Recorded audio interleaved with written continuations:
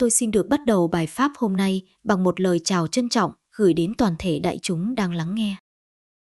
Giữa dòng đời không ngừng cuộn chảy, giữa bao âm thanh của khổ, vui mất, còn đôi khi chúng ta chợt dừng lại và tự hỏi, nghiệp của mình bao giờ mới nhẹ? Những đau đớn trong lòng bao giờ mới dừng lại? Mình tụng kinh Địa Tạng lâu rồi mà sao vẫn chưa thấy chuyển biến? Nhiều người nghi hoặc, nhiều người mệt mỏi, nhiều người hành trì nhưng không biết mình đang đi tới đâu. Và cũng có những người thật sự không nhận ra rằng nghiệp cũ đã bắt đầu tan chảy, chỉ vì họ chưa biết cách nhìn vào bên trong tâm mình. Hôm nay, tôi và đại chúng sẽ cùng bước vào phần thứ nhất của bài pháp này, phần nói về dấu hiệu đầu tiên. Mềm mại nhất, tinh tế nhất, nhưng cũng sâu xa nhất, cho thấy nghiệp cũ đã được Địa Tạng Vương Bồ Tát từ từ hóa giải, tâm an dần. Phần 1, khi tâm an dần, nghiệp cũ bắt đầu tấn chảy. Tôi xin mời đại chúng khép nhẹ đôi mắt, hoặc chỉ cần hướng lòng mình lại một chút, đủ để nhìn thấy những chuyển động nhỏ bé đang diễn ra trong tâm. Đã bao lần chúng ta đi qua những ngày nặng nề đến nghẹt thở. Đã bao lần chúng ta không hiểu lý do vì sao mình cứ thấy bất an, lo lắng, sợ hãi mà chẳng có nguyên nhân cụ thể. Đã bao lần chúng ta thức dậy mà trái tim như gánh thêm một khối đá. Những điều đó không phải ngẫu nhiên. Khi nghiệp cũ chưa tan, nó tạo ra một sự rung động rất nặng ngay trong chiều sâu tâm thức, khiến cho tâm ta bất ổn dù cảnh bên ngoài vẫn bình yên. Bất an chính là biểu hiện của nghiệp, mà vì nghiệp sinh từ tâm, nên khi nghiệp tàn, tâm sẽ an trước tiên. Và chính điều này là dấu hiệu đầu tiên khi Địa Tạng Vương bắt đầu gia hộ cho chúng ta. Tâm an không phải là một cảm giác vui vẻ hay hưng phấn, cũng không phải là một trạng thái xuất thần, càng không phải là sự trống rỗng của người không còn cảm xúc. Tâm an là sự mềm lại của trái tim, là sự nhẹ lại của ý nghĩ, là sự dịu dàng xuất hiện ngay cả trong những hoàn cảnh mà bình thường ta sẽ rất căng thẳng. Tâm an là khi những cơn lo vô cớ biến mất mà ta không biết vì sao, là khi những cơn nặng ngực vốn hay xuất hiện vào buổi sáng tự nhiên không còn. Là khi ta nhìn lại và chợt thấy rằng một ngày của mình trôi qua êm hơn so với những ngày trước đây. Rất nhẹ, rất khó phát hiện nếu không có sự tỉnh thức, nhưng đó chính là dấu hiệu đầu tiên của sự chuyển nghiệp. Có nhiều người nói với tôi rằng con tụng kinh mà chẳng thấy gì cả, nhưng khi tôi hỏi lại những lo lắng trước kia, chúng còn quấy phá con không? Thì họ mới giật mình, đúng là nhẹ hơn thật, nhưng vì sự chuyển biến đến quá tự nhiên, quá êm, không kịch tính, không rực rỡ, không thần kỳ như họ mong đợi, nên họ không nhận ra. Đại chúng ơi, Địa Tạng hóa nghiệp không phải bằng phép màu bên ngoài, mà bằng sự chuyển hóa từ trong tâm. Khi tâm không còn tự tạo sóng gió, thì nghiệp cũng không thể dấy lên. Vì vậy, khi tâm bắt đầu an dần, dù chỉ một chút, dù chỉ thoáng qua, đó là dấu hiệu rất rõ rằng gánh nghiệp cũ đang tan như sương gặp nắng. Tâm an còn có một biểu hiện nữa, những suy nghĩ bất thiện giảm hẳn. Đại chúng thử để ý mà xem, trước kia khi gặp chuyện không như ý, mình phản ứng ngay, sân giận, bực, trách, nghĩ sai cho người khác, thậm chí tự trách mình đến đau đớn. Nhưng sau thời gian hành trì kinh Địa Tạng, những phản ứng đó không còn mạnh nữa. Thay vì bật dậy như lửa gặp gió, tâm lại chậm lại một chút, dịu đi một chút, và dường như có một sức lực vô hình giữ cho mình không phát ra những lời làm tổn thương. Chính cái chậm lại một chút đó là công đức của sự chuyển nghiệp, vì nghiệp gốc nằm ở tâm, mà tâm đã hiền lại thì nghiệp ác không còn nguồn để sinh ra. Không chỉ vậy, khi tâm an, chúng ta ngủ sâu hơn, hơi thở nhẹ hơn, ánh mắt hiền hơn, sống chậm lại, không đòi hỏi quá nhiều, không so đo như trước. Cả những điều đó cũng không phải ngẫu nhiên, đó là công đức gia hộ, vì khi nghiệp nặng, con người thường mệt mỏi và không thể ngủ yên, khi nghiệp tan, thân cũng nhẹ theo tâm. Tôi muốn đại chúng hiểu điều này thật sâu, Địa Tạng không làm thay nghiệp của chúng ta. Ngài chỉ giúp chúng ta có trí tuệ và năng lực để chuyển hóa nghiệp bằng chính tâm mình. Khi chúng ta tụng kinh, lễ bái, hành thiện, phát nguyện sám hối, chính tâm đó mới là nhân, công đức đó mới là lực.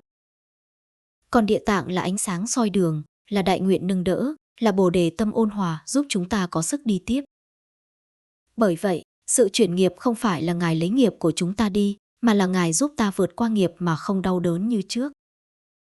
Nếu đại chúng để ý kỹ, sẽ thấy có một ngày nào đó, không biết từ bao giờ, mình trở nên bình thản hơn khi nhắc lại những chuyện cũ đau lòng.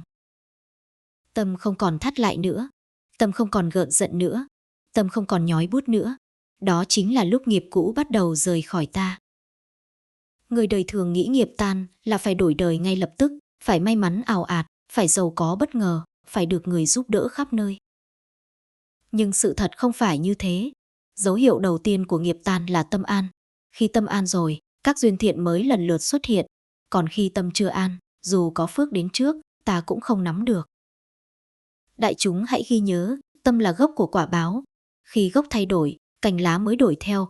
Cho nên đừng xem thường những thay đổi nhỏ trong tâm. Nhiều khi chỉ một ngày không còn thấy lo vô cớ, đó đã là cả một phần nghiệp nặng được hóa giải. Chỉ một buổi sáng thức dậy mà thấy nhẹ lòng, đó là dấu hiệu công đức đang đơm hoa. Chỉ một khoảnh khắc tha thứ cho người từng làm tổn thương mình, đó là cả một đời oan kết đang tan. Và chính vì điều đó, nếu đại chúng cảm nhận được sự an ổn dù chỉ một chút, xin hãy hiểu rằng Địa Tạng Vương đã và đang đồng hành với mình. Sự gia hộ của Ngài không ồn ào, không phô trương. Ngài xuất hiện trong sự tĩnh lặng như một vầng sáng vàng nằm phía sau tâm hồn, nhẹ nhàng mà kiên cố, âm thầm nhưng không bao giờ rời bỏ. Đó mới là lòng đại bi vô lượng. Nếu đại chúng đang lắng nghe và nhận thấy rằng tâm mình đã nhẹ hơn, xin hãy hiểu rằng đạo lộ phía trước đang mở ra.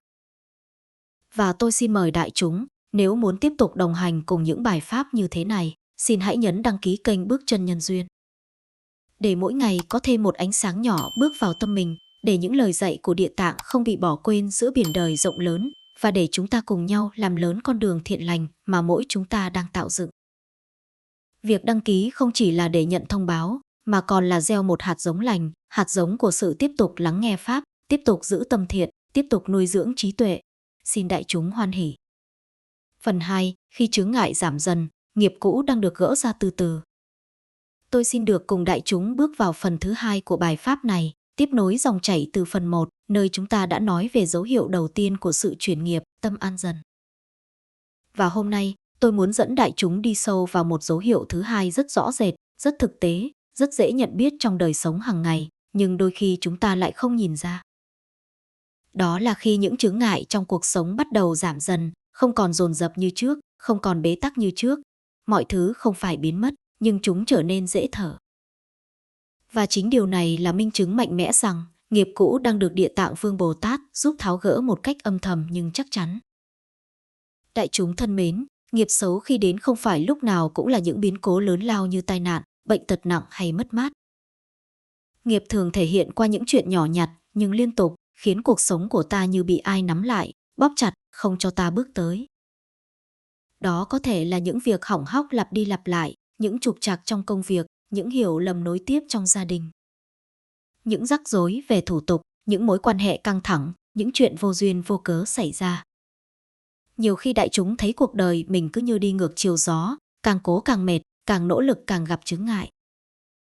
Nhưng rồi, sau một thời gian hành trì kinh Địa Tạng, sau một thời gian tụng đọc, lễ bái, sám hối, phát nguyện, giữ tâm thiện, tự nhiên, một ngày nào đó đại chúng nhận ra các chướng ngại không còn đến dồn dập nữa. Những chuyện từng khiến mình vất vả bỗng trở nên dễ giải quyết. Những sự cố từng làm mình mệt mỏi bỗng không xảy ra nữa. Những việc bế tắc bỗng mở ra nhẹ nhàng, công việc suôn sẻ hơn, gia đình đỡ căng thẳng hơn, thân tâm bình ổn hơn. Không phải cuộc đời thay đổi đột ngột, mà là độ nặng của nghiệp đã giảm xuống, nên mọi việc diễn ra nhẹ nhàng. Nghiệp giống như những tảng đá nằm trên con đường mình đi. Khi chưa chuyển nghiệp, đá dày, đá nặng, đá nằm chắn ngang. Mình phải gồng lên để leo, nhưng khi Địa Tạng gia hộ, tảng đá vẫn còn đó, nhưng nó nhỏ lại hoặc được đẩy lệch sang bên. Không còn cản đường, đại chúng vẫn đi con đường đó, vẫn là cuộc đời đó, nhưng cảm giác nhẹ đi hẳn. Có đôi khi, chỉ một chuyện nhỏ được giải quyết êm lành, nhưng nó cũng là dấu hiệu rõ ràng rằng năng lượng xấu đã giảm. Có một người chia sẻ với tôi, thầy ơi, trước kia con làm gì cũng bị vướng, đi đâu cũng gặp chuyện vô duyên, làm giấy tờ gì cũng kẹt. Đầu năm nay con tụng kinh Địa Tạng được 3 tháng, tự nhiên, mọi việc trong nhà con êm lại, công việc mở ra, tài chính ổn hơn, con cái bớt hỗn, vợ chồng bớt cãi nhau. Con không biết có phải nghiệp của con đã nhẹ hơn không? Tôi chỉ hỏi lại một câu, con thấy tâm con nhẹ chưa? Anh ấy đáp, dạ nhẹ hơn rất nhiều. Thế thì tôi biết, nghiệp của anh đang tan. Vì nghiệp tan thì tâm trước, rồi mới đến cảnh. Cảnh giới bên ngoài chính là tấm gương phản chiếu của tâm bên trong. Khi tâm hiền lại, nghiệp ác yếu đi, thì cảnh bên ngoài cũng trở nên thuận lợi hơn. Chướng ngại giảm đi là vì nhân xấu trong tâm đã giảm. Và đó là dấu hiệu rất đẹp rằng Địa Tạng đang âm thầm gỡ từng mảnh nghiệp cho chúng ta. Nhiều người mong rằng Địa Tạng sẽ giúp họ bằng những phép màu hiển lộ ngay lập tức, trúng số đổi đời, gặp quý nhân, hết khổ liền. Nhưng sự gia hộ của Ngài không vận hành theo kiểu bùng nổ. Ngài là bậc đại nguyện hóa giải nghiệp cho chúng sinh trong ba cõi, mà nghiệp của chúng sinh sâu như biển, nặng như núi. Vì vậy, sự hóa giải của Ngài phải đi từng lớp, từng phần, từng hơi thở. Ngài không xé nghiệp ra khỏi ta một cách thô bạo, mà Ngài làm mềm nó, làm tan nó, giống như ánh mặt trời làm tan sương. Nhẹ nhàng, nhưng chắc chắn. Đại chúng để ý mà xem, khi nghiệp nặng, chỉ một chuyện nhỏ thôi cũng làm ta kiệt quệ. Một câu nói của ai đó cũng đủ khiến ta đau cả ngày. Một chuyện nhỏ trong công việc cũng khiến ta không ngủ được. Một việc vô duyên xảy ra cũng khiến ta mất bình an. Nhưng khi nghiệp nhẹ dần, ta vẫn gặp chuyện, nhưng nó không còn đập vào tim mình nữa. Nó đến rồi đi, mình xử lý được, mình không sụp đổ nữa. Đó chính là sự giảm chướng ngại. Một dấu hiệu quan trọng nữa là những việc đáng lẽ rắc rối lại trở nên suôn sẻ. Những người từng cản trở mình bỗng không còn gây khó dễ. Những giấy tờ từng vướng mắc lại được giải quyết nhanh chóng. Những cuộc tranh cãi từng xảy ra liên tục lại không còn. Đó là khi nghiệp cũ không còn lực để tạo duyên xấu nữa. Nghiệp giống như dòng nước ngầm. Nó đẩy ta vào hoàn cảnh, vào tình huống, vào những va chạm. Khi nước ngầm cạn đi, bề mặt cuộc đời cũng ổn định lại.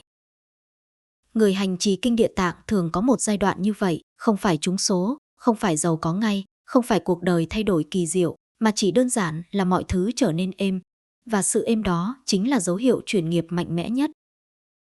Đại chúng hãy thử nhớ lại xem, trước khi hành trì, mỗi ngày mình gặp bao nhiêu chuyện bực bội. Bao nhiêu chuyện khiến mình thở dài, bao nhiêu chuyện khiến mình rối lòng.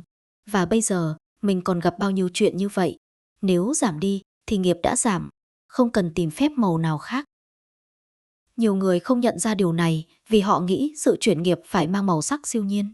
Nhưng sự thật là chuyển nghiệp thường đến dưới dạng bình an. Đến dưới dạng thuận lợi nhỏ, đến dưới dạng mọi chuyện dễ dàng hơn một chút. Và những điều đó là dấu hiệu rõ ràng hơn bất cứ phép màu nào. Tôi xin nói một điều quan trọng, Địa Tạng không đưa phước từ đâu đó đến cho chúng ta. Ngài chỉ giúp chúng ta tháo bỏ những lớp nghiệp nặng để phước của chính mình được hiển lộ. Phước vốn có sẵn, nhưng bị nghiệp che mờ. Khi nghiệp mở ra, phước hiện lên. Khi nghiệp tan, chướng ngại biến mất. Khi nghiệp nhẹ, cuộc đời nhẹ theo. Và nếu đại chúng đang thấy những chuyển biến như vậy, xin hãy hiểu rằng đó là món quà của sự hành trì thành tâm. Không ai chuyển nghiệp dùm ta được, kể cả chư Phật. Nhưng chư Phật, chư Bồ Tát giống như những người dẫn đường. Ngài giúp ta không lạc. Ngài giúp ta có lực để đi tiếp. Ngài giúp ta không bị nghiệp quật ngã. Và đó chính là sự từ bi vô biên. Nếu đại chúng thấy rằng cuộc đời mình bắt đầu có những thay đổi nhẹ nhàng, nếu những chướng ngại dần bớt lại, nếu mọi việc mở ra thuận lợi hơn, thì tôi xin đại chúng hoan hỉ làm thêm một việc nhỏ, nhấn đăng ký kênh Bước Chân Nhân Duyên. Vì mỗi lần đại chúng đăng ký, không chỉ là để nhận được những bài pháp tiếp theo, mà còn là gieo một nhân duyên lành, duyên nghe pháp, duyên hiểu pháp, duyên quay về nội tâm, duyên nuôi dưỡng hạt giống thiện. Xin đại chúng hoan hỉ gieo một hạt giống lành cho chính mình, để con đường giải nghiệp trở nên sáng thêm một chút, rộng thêm một chút, an thêm một chút. Phần 3. Khi những người làm mình tổn thương dần rời xa hoặc hóa hoàn, oán kết được tháo gỡ. Tôi và đại chúng sẽ cùng bước vào phần thứ 3 của bài pháp này, một phần rất đặc biệt, rất sâu và cũng rất nhạy cảm. Vì nó liên quan đến điều mà hầu như ai trong chúng ta cũng từng mang theo trong đời, những oán kết với con người. Có những người đi qua cuộc đời ta như một cơn gió nhẹ, nhưng cũng có những người đi qua để lại trong tim ta một vết thương như lửa đỏ. Có người ta dễ tha thứ, nhưng có người chỉ cần nghe tên thôi, trái tim đã thắt lại. Và đôi khi, ta không hiểu vì sao họ cư xử tệ với mình, vì sao họ cứ xuất hiện như nghiệp chướng, vì sao họ cứ làm mình đau. Đó không phải chỉ là chuyện đời, mà là nợ nghiệp. Và đây chính là dấu hiệu thứ 3 cho thấy nghiệp cũ được Địa Tạng giúp hóa giải. Những người từng làm ta tổn thương dần rời xa, hoặc tự nhiên trở nên hòa hoãn, êm lại, dịu lại, bớt làm khổ mình. Tôi muốn đại chúng nghe phần này bằng trái tim thật yên, vì nó chạm vào những lớp sâu của tâm thức. Ta không chỉ nghe để biết, mà để thấy lại chính con đường nghiệp duyên của mình từ trước đến nay. Đại chúng thân mến, trên đời này không có ai đến với ta một cách ngẫu nhiên. Người khiến ta vui, người cho ta phước, người giúp ta trưởng thành, người khiến ta đau khổ, tất cả đều là nhân duyên từ quá khứ. Không có ai làm khổ ta nếu trong quá khứ ta không từng gieo một nhân tương tự, và cũng không có ai bỗng nhiên thay đổi thái độ với ta nếu nghiệp giữa hai bên không được hóa giải. Đó là lý do vì sao trong các mối quan hệ, nếu đại chúng hành trì kinh Địa Tạng một thời gian, sẽ thấy một điều rất lạ, những người từng đối xử tệ với mình, từng làm khổ mình, tự nhiên ít gặp hơn. Hoặc nếu gặp, họ không còn thái độ gay gắt như trước, có người bỗng dưng hiền lại, có người bỗng nói chuyện dễ nghe. Có người từng thù nghịch, nay lại cư xử như người xa lạ, không còn xung đột. Có người từng liên tục gây phiền não, nay bỗng biến mất khỏi đời mình. Nghe như một chuyện tình cờ, nhưng thưa đại chúng, đó không hề là tình cờ, đó là nghiệp đang tan. Khi ta tụng kinh Địa Tạng, tâm sám hối của ta lớn lên. Khi tâm sám hối lớn, nghiệp kết giữa ta và người kia yếu dần. Khi nghiệp yếu dần, duyên gặp gỡ tan theo. Thế nên những người làm khổ mình tự nhiên ít xuất hiện trong đời. Không phải họ tự nhiên biến mất, mà là sợi dây nghiệp trói buộc hai bên đã được tháo bớt. Ta và họ không còn lực để kéo vào nhau nữa. Ngược lại, có những người không rời xa mình nhưng thái độ của họ thay đổi. Người chồng từng khó chịu nay bớt cằn nhằn. Người vợ từng nóng tính nay bớt bốc đồng. Con cái từng hỗn hào nay lại hiền lại. Sếp từng khó khăn nay lại dễ nói chuyện hơn. Đồng nghiệp từng công kích nay lại lặng lẽ. Anh chị em từng xung đột nay lại biết nhường nhịn. Những thay đổi đó không phải là may mắn. Đó là nghiệp duyên giữa hai bên đã được Địa Tạng giúp cho tan bớt. Khi năng lượng nghiệp ác giảm, năng lượng thiện lương có chỗ xuất hiện. Có những người nói với tôi, thưa thầy, con tụng kinh Địa Tạng 3 tháng, tự nhiên mẹ con trước kia rất hay nói nặng, bây giờ lại nhẹ nhàng. Con cái con trước kia cãi con suốt, giờ lại thương con. Chồng con trước kia nóng như lửa, giờ lại biết im lặng khi giận. Con không hiểu sao. Tôi chỉ nói, vì con thay đổi, con không còn nghiệp cũ để thu hút nghiệp xấu từ họ nữa. Khi mình hiền lại, nghiệp hiền lên. Khi mình nhẹ lại, nghiệp nhẹ theo. Khi mình biết sám hối, người kia cũng được hưởng năng lượng sám hối đó mà mềm xuống. Đại chúng để ý đi, khi mình nặng nghiệp, mình có cảm giác người mình ghét cứ xuất hiện liên tục, như thể vũ trụ đang trêu tức mình. Nhưng khi nghiệp tan, họ tự nhiên biến mất, không còn lý do để gặp, không còn duyên để chạm, không còn năng lượng để pha nhau nữa. Đó là chuyển nghiệp. Một biểu hiện khác, những cuộc cãi vã từng xảy ra liên tục nay không còn nữa. Không phải vì người kia thay đổi, mà chính mình đã không còn tạo lực để cuộc cãi vã bùng lên. Người kia giận, nhưng ta không giận theo. Người kia nói nặng, nhưng ta không dội lại. Người kia muốn sân, nhưng tâm mình không đổ thêm dầu. Chính sự vững đó làm nghiệp dần tan, oán dần mất. Oán kết giống như hai bàn tay đang siết chặt vào nhau. Khi ta biết sám hối, tay ta buông trước, và khi ta buông, tay kia cũng từ từ lỏng ra. Đó là lý do trong kinh Địa Tạng, Đức Phật dạy rằng người sám hối thành tâm sẽ hóa giải được những nghiệp nối từ vô số kiếp với người khác. Tôi biết nhiều người trong đại chúng từng bị người khác làm tổn thương nặng nề. Có người bị phản bội, có người bị chửi rủa, có người bị đối xử bất công, có người bị bỏ rơi, có người bị vu oan. Những nỗi đau đó không dễ quên. Nhưng khi tụng kinh Địa Tạng, đại chúng sẽ nhận ra rằng đó không phải là chuyện của hiện tại, mà là khoản nợ cũ. Mình từng làm tổn thương họ trong kiếp nào đó, nay họ đến trả lại. Nhưng khi ta sám hối, nghiệp ấy nhẹ. Khi nghiệp nhẹ, họ không còn lý do để làm khổ mình nữa. Một ngày nào đó, đại chúng sẽ thấy rõ người từng khiến ta đau, nay nhìn lại trong lòng mình không còn đau như trước. Trái tim thôi thắt, tâm thôi nhói, cảm xúc thôi nặng, điều đó cũng là dấu hiệu nghiệp đang tan. Tôi biết đây là phần mà nhiều người sẽ cảm động nhất, vì ai cũng có một người mình từng oán, và ai cũng mong một ngày nào đó sự oán ấy được hóa giải. Và tôi muốn nói với đại chúng rằng, chỉ cần hành trì đúng, nghiệp nhất định sẽ tan nhất định. Không có nghiệp nào không hóa giải được, không có oan nào không thể dứt, không có nỗi đau nào mà Địa Tạng không thể làm nhẹ. Nhưng đại chúng phải nhớ một điều, Địa Tạng không ép người kia thay đổi. Ngài chỉ giúp mình chuyển tâm, và khi tâm mình chuyển, nghiệp giữa hai người tự động mềm lại. Còn người kia thay đổi đến đâu, đó là duyên của họ. Ta không ép được, nhưng chỉ cần ta bớt đau, ta bớt giận, ta bớt nặng, ta bớt gánh, thì phần nghiệp của ta đã được hóa giải. Và nếu đại chúng nhìn sâu, sẽ thấy đó là sự giải thoát đẹp nhất. Ta không cần họ xin lỗi. Ta không cần họ thay đổi. Ta chỉ cần trái tim của chính mình được an. Đó mới là sự thắng lợi của sự hành trì. Nếu đại chúng lắng nghe phần này và nhận ra rằng có ai đó trong đời mình đã bớt gây khổ cho mình, hoặc đã rời xa mình một cách nhẹ nhàng, hoặc đã thay đổi thái độ với mình, thì xin hãy hiểu rằng đó là công đức của chính đại chúng. Và nếu muốn tiếp tục nuôi dưỡng trí tuệ này, muốn tiếp tục hành trình chuyển nghiệp cùng Địa Tạng Vương, tôi xin mời đại chúng nhẹ nhàng nhấn đăng ký kênh Bước Chân Nhân Duyên. Đăng ký không chỉ là để nghe bài pháp tiếp theo, mà là gieo thêm một nhân duyên lành cho chính mình, nhân duyên được nuôi dưỡng mỗi ngày bởi pháp. Phần 4. Khi tâm không còn tự kết tội mình, nghiệp cũ đang được hóa giải. Đại chúng thân mến, chúng ta bước vào phần thứ 4 của bài pháp, đi sâu hơn vào một trong những dấu hiệu nhiệm màu mà rất nhiều người hành trì kinh Địa Tạng đã từng trải nghiệm. Nhưng lại ít ai đủ tỉnh thức để nhận ra, đó là khoảnh khắc tâm không còn tự kết tội mình nữa. Đây là một biểu hiện rất tinh tế, rất thầm lặng, nhưng lại vô cùng quan trọng, bởi nó cho thấy nghiệp cũ đang thực sự tan ra như sương sớm gặp ánh mặt trời. Không phải tan bằng tiếng nổ, không phải tan bằng rung chuyển, mà tan bằng một sự lắng dịu mềm mại, không dấu vết, không ồn ào. Để hiểu điều này, ta cần quay vào trong soi lại những gì đã từng siết chặt tâm ta suốt bao năm, cảm giác tội lỗi, mặc cảm, tự trách, tự lên án, tự xem mình nhỏ bé và bất xứng. Nhiều người tưởng rằng tội lỗi thuộc về hành động sai trái, nhưng thật ra, phần đau đớn nhất lại nằm ở việc ta liên tục tự kết tội mình. Liên tục lặp lại những câu kết luận tự hủy hoại, tôi không xứng đáng, tôi luôn làm người khác khổ. Tôi là nguyên nhân của mọi sai lầm, tôi không thể thay đổi. Thực ra, đó không còn là nghiệp cũ nữa. Đó là nghiệp mới được tạo ra từ chính sự tự hành hạ mình.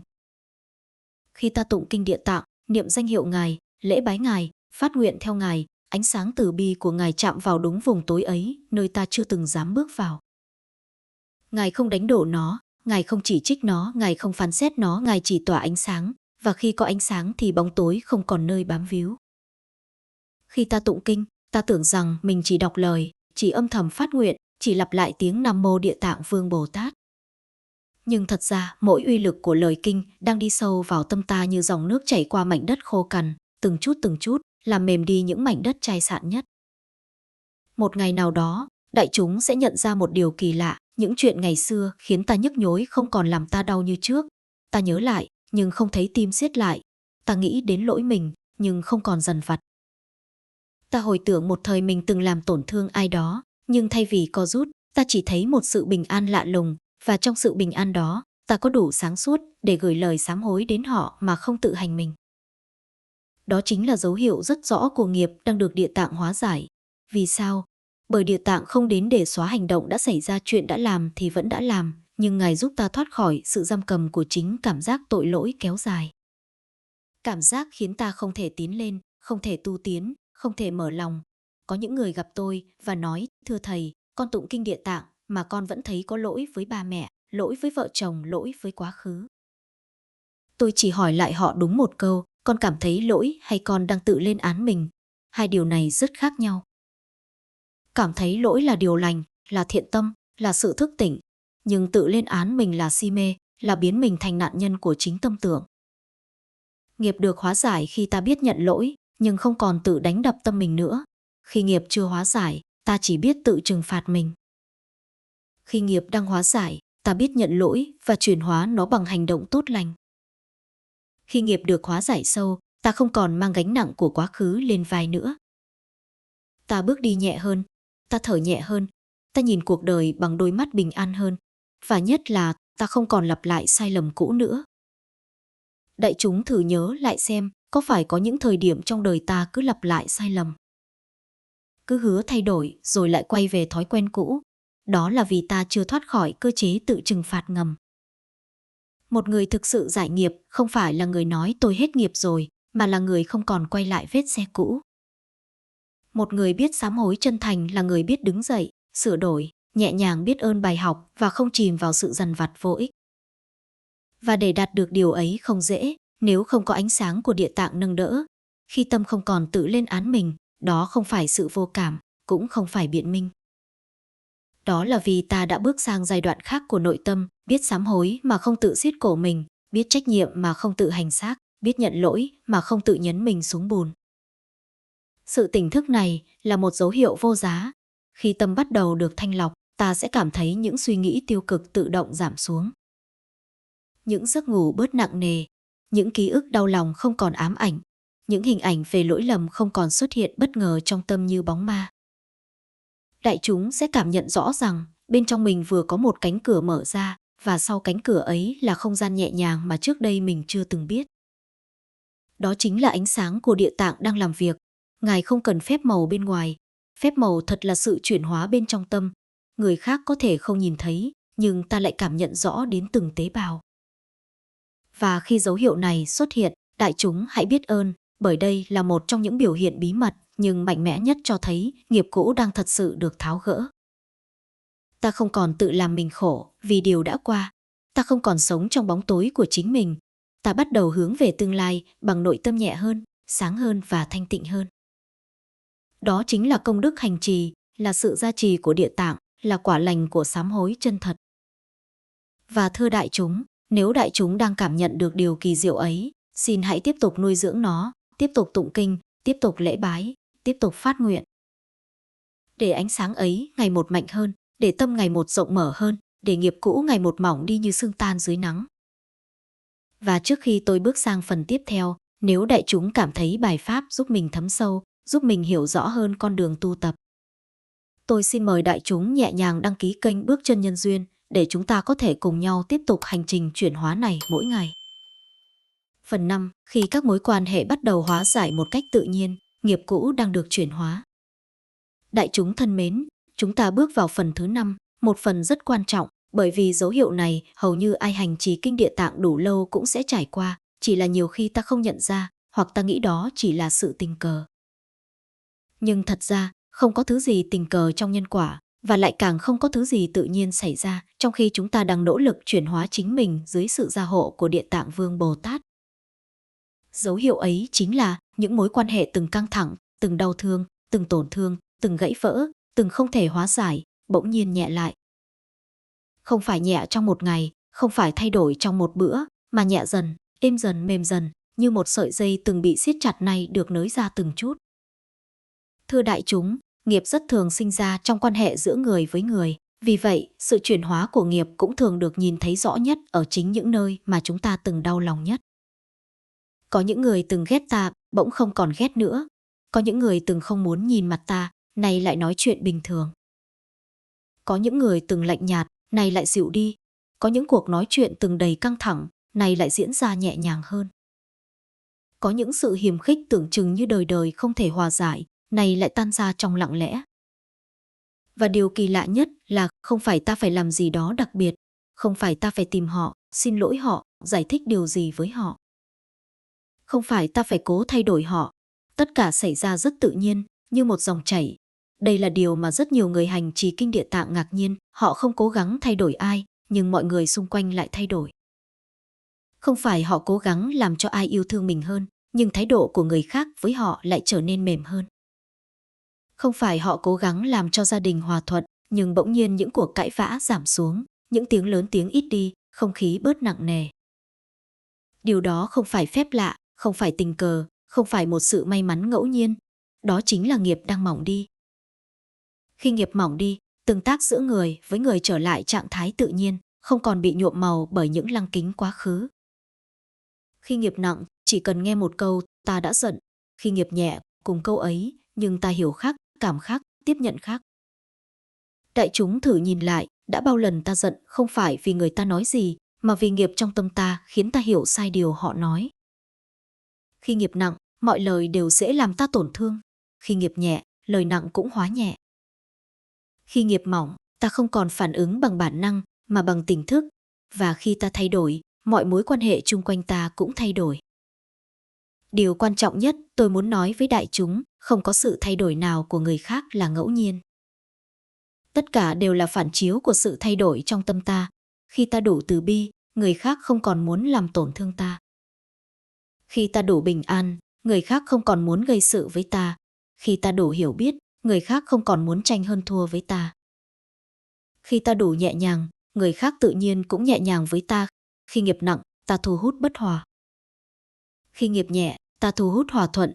Khi nghiệp chuyển hóa, ta thu hút những điều tốt đẹp mà ta không cần phải cố gắng. Đó chính là uy lực của Địa Tạng gia trì. Ngài không thay thế ta để sửa người khác, Ngài chỉ sửa trong tâm ta. Và khi tâm ta đổi, nghiệp đổi. Khi nghiệp đổi, quan hệ đổi. Có những người sẽ quay lại xin lỗi ta, dù ta không hề mong đợi. Có những người ta từng tổn thương, họ sẽ nhìn ta bằng ánh mắt nhẹ hơn, không còn hằn học, không còn trách móc. Có những người trong gia đình từng luôn chọc giận ta, này bỗng biết giữ lời hơn. Có những người từng xem ta là cái gai trong mắt, này lại xem ta bình thường. Có những người từng nói xấu ta, này không còn muốn làm điều ấy nữa. Và điều quan trọng, chúng ta không ép buộc họ. Không dùng lời giải thích, không cần cố gắng chứng minh mình đúng, không cần thay đổi họ bằng lý trí. Tất cả thay đổi bởi vì nghiệp đã đổi. Ngài Địa Tạng không dùng quyền năng ép buộc ai.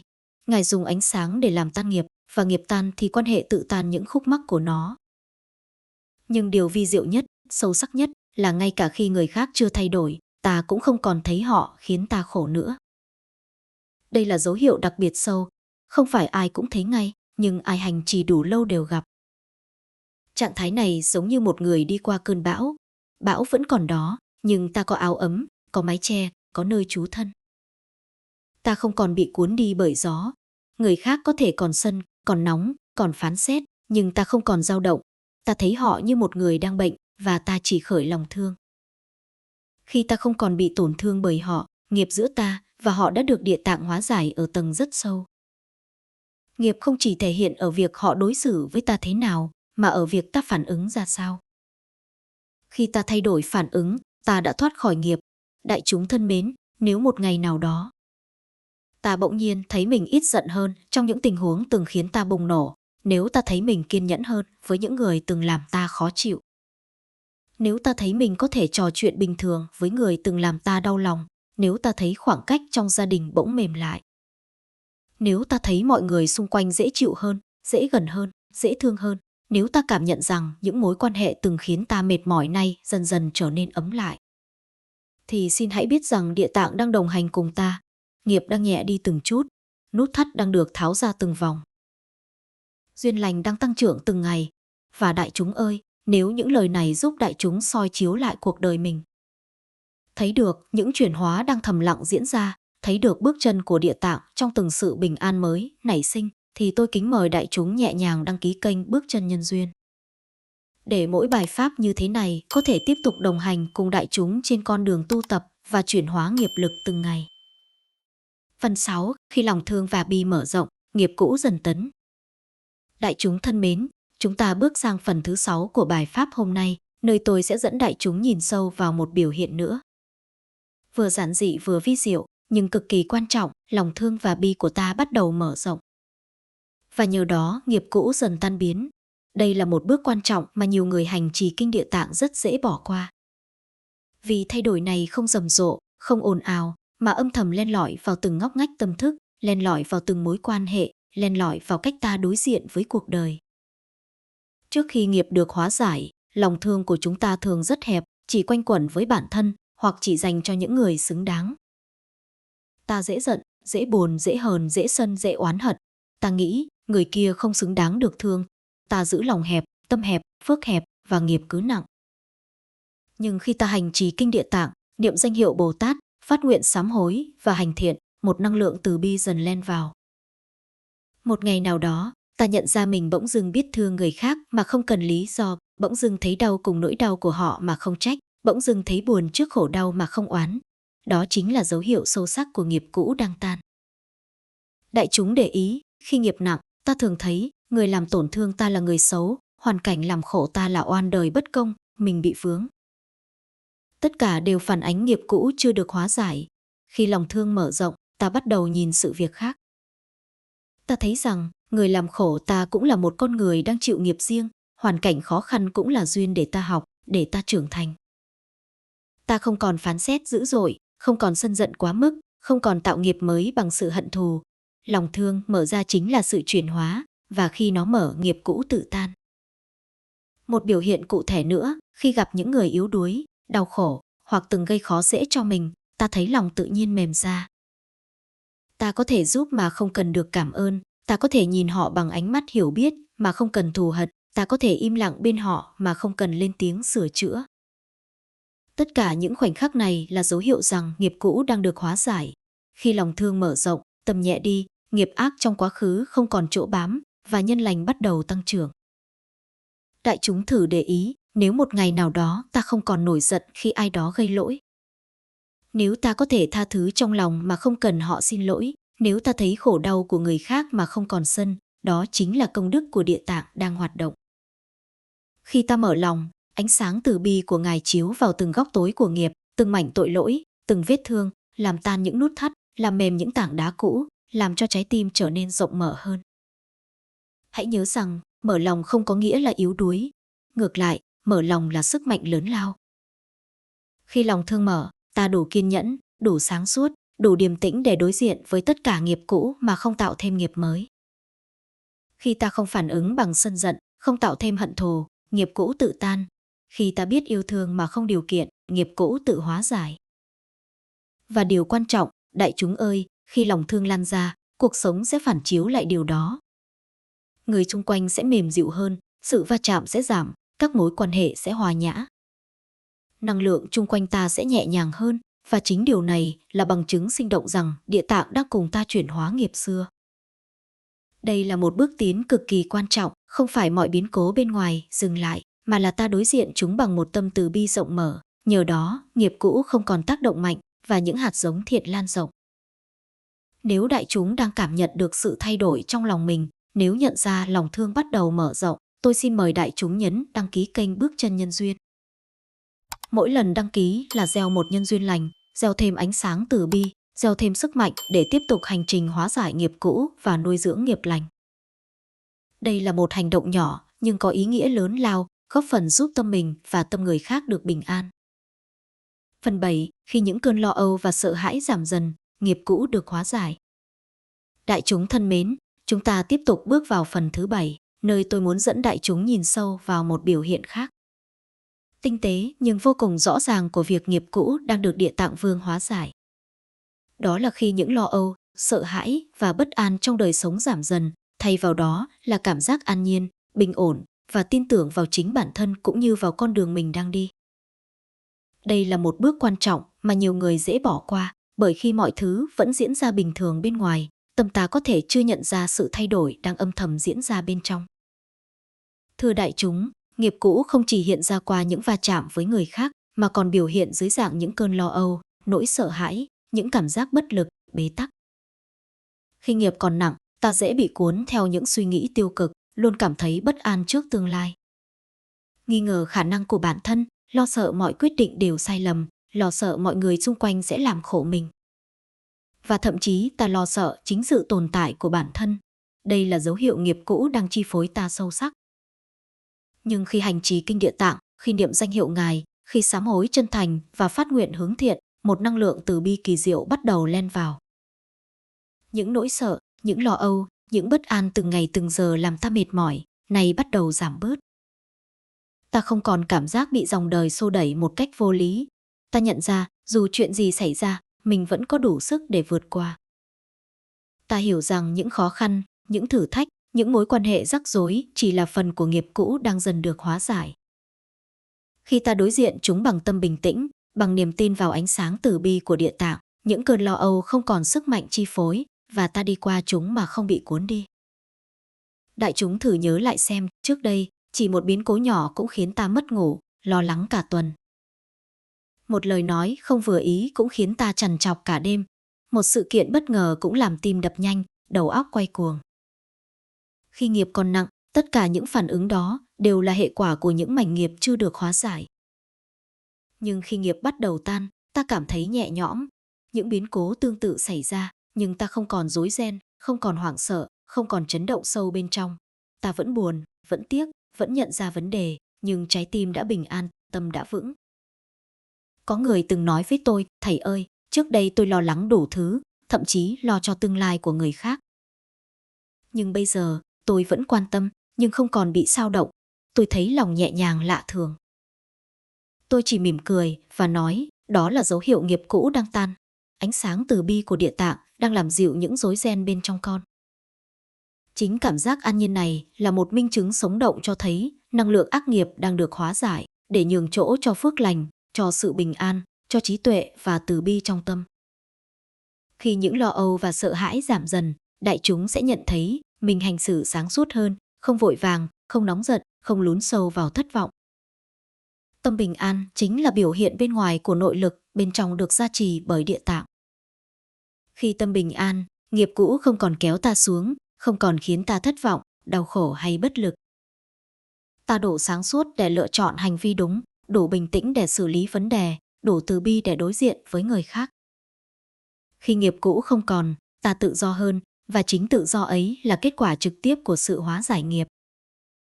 Và thưa đại chúng, nếu hôm nay quý vị nhận ra tâm mình nhẹ đi, những lo âu từng chi phối đã giảm, cảm giác bất an không còn chiếm lĩnh từng hơi thở, tôi xin mời đại chúng nhấn đăng ký kênh Bước Chân Nhân Duyên.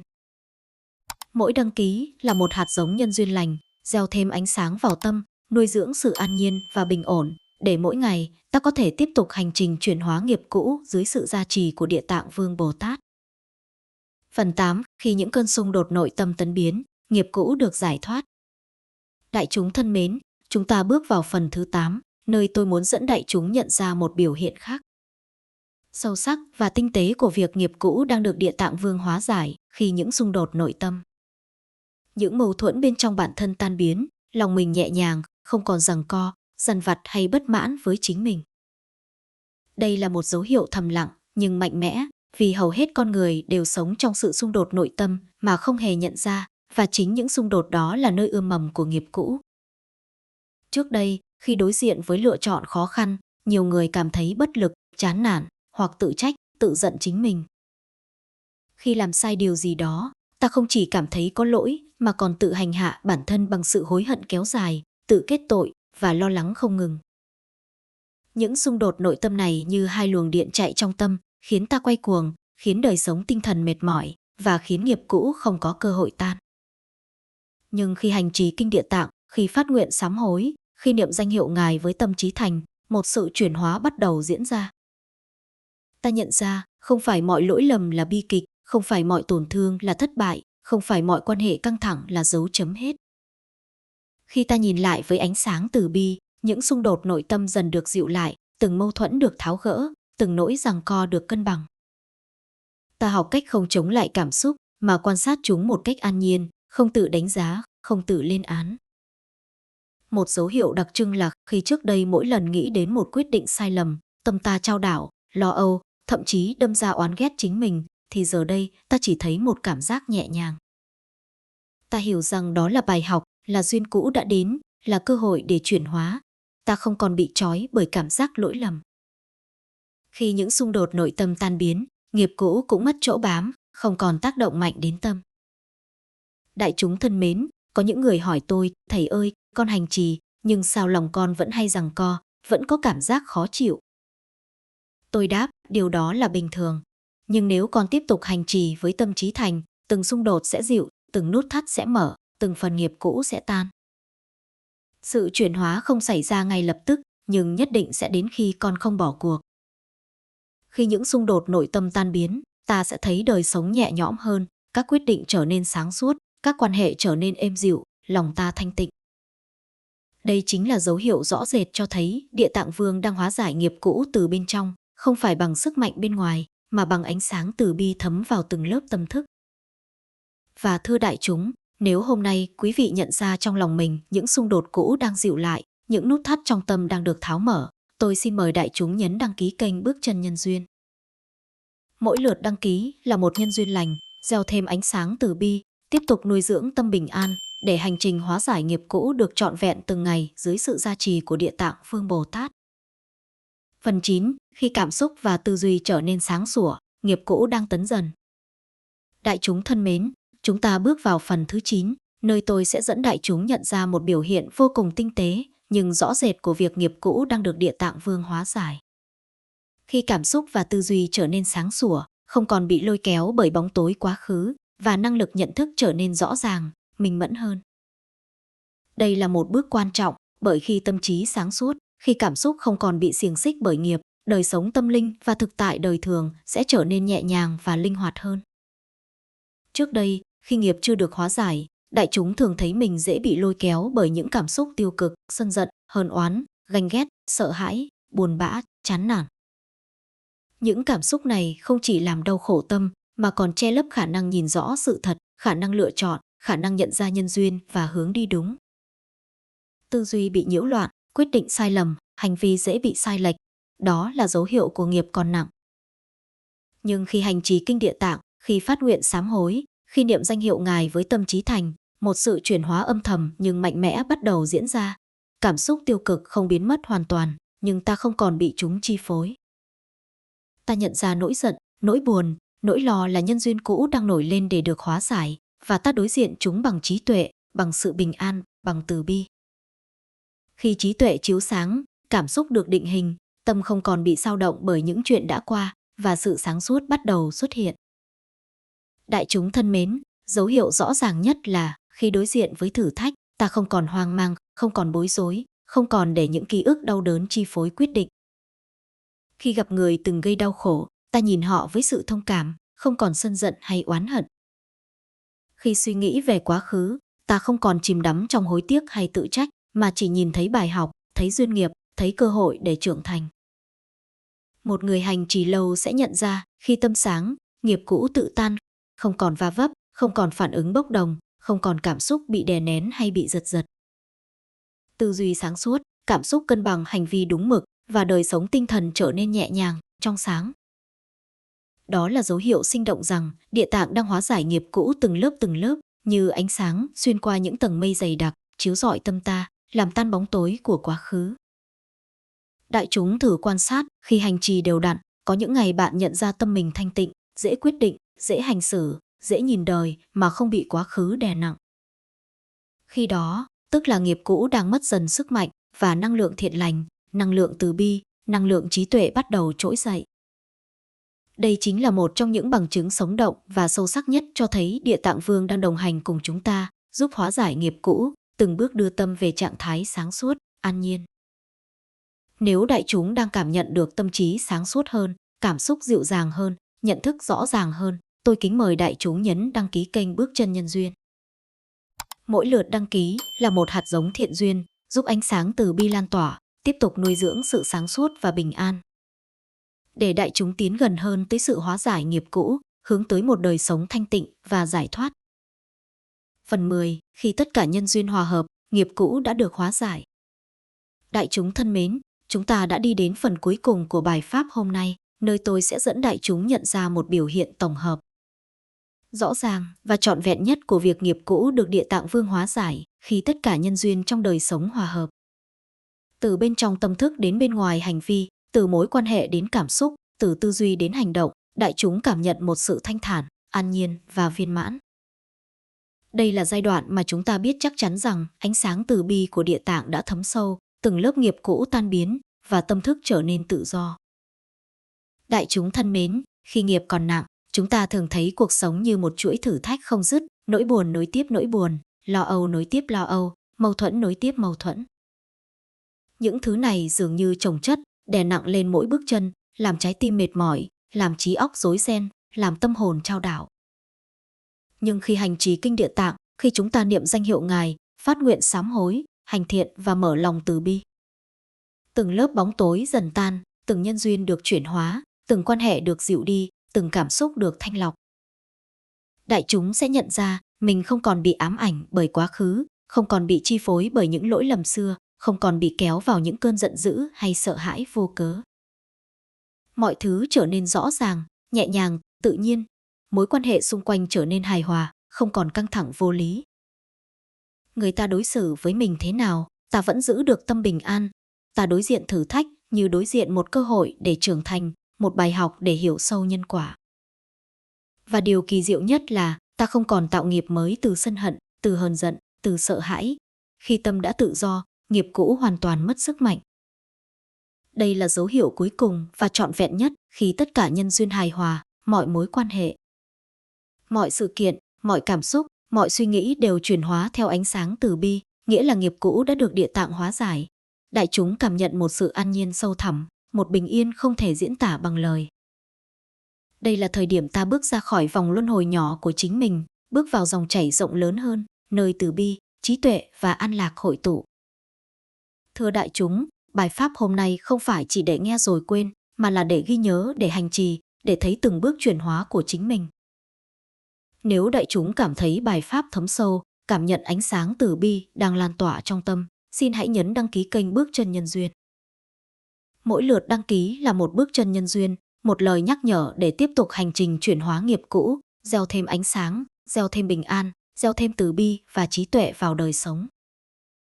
Hãy nhớ rằng, nghiệp cũ sẽ tan dần khi ta kiên trì niệm danh hiệu Địa Tạng, khi ta phát nguyện sám hối, khi ta gieo hạt thiện lành, khi ta mở lòng thương, khi ta sống với trí tuệ và bình an. Và khi điều đó xảy ra, cuộc sống sẽ tự nhiên trở nên nhẹ nhàng, tĩnh lặng, viên mãn. Đại chúng thân mến, nếu hôm nay bài pháp đã khơi dậy niềm tin, ánh sáng và từ bi trong lòng, hãy nhấn ngay đăng ký kênh Bước Chân Nhân Duyên để mỗi ngày chúng ta cùng nhau tiếp tục hành trình chuyển hóa nghiệp cũ, nuôi dưỡng thiện căn và sống một đời thanh tịnh, an nhiên, trọn vẹn từng phút giây. Bây giờ, tôi mời đại chúng hít thở sâu, tĩnh tâm và cảm nhận ánh sáng từ bi của Địa Tạng đang lan tỏa trong từng tế bào. Trong từng hơi thở, để nghiệp cũ được hóa giải hoàn toàn, để bước chân trên con đường giác ngộ ngày càng vững chắc hơn. Bài pháp hôm nay kết thúc ở đây, nhưng hành trình của đại chúng mới chỉ bắt đầu.